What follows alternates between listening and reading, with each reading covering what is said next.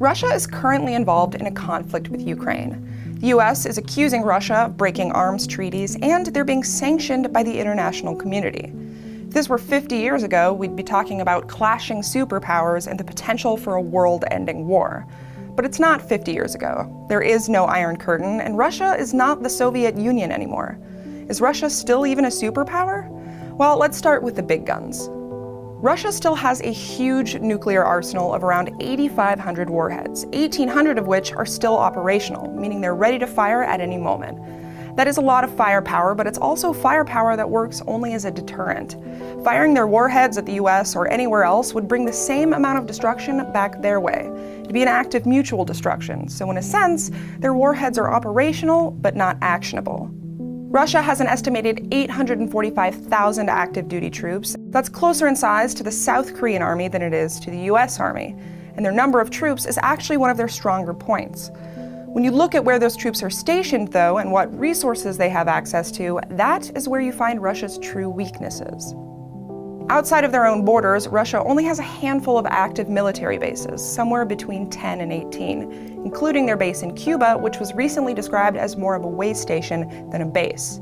By comparison, the US has 598 military facilities outside of their borders. France has 11, meaning Russian military reach is actually closer to France than to the US. The Russian army isn't particularly well funded or well armed either.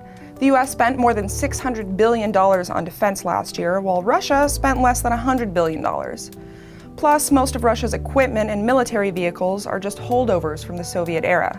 They do, however, have more tanks than the US, but only 10% of the Russian army is even equipped with modern weapons, and that may not change soon. Russia's military-industrial complex completely collapsed after the fall of the Soviet Union. Vladimir Putin is trying to build it back up, but things are moving slowly. A 20-plus year lull in production is hard to make up for, and in the field of advanced weapons technology, it may be impossible. Russia is, as President Obama indicated this past March, a regional power, not a super one. To find out more about Russia and their involvement in Ukraine, click now to see our video on the crash of Flight MH17 and how Russia may have to pay for their involvement in it.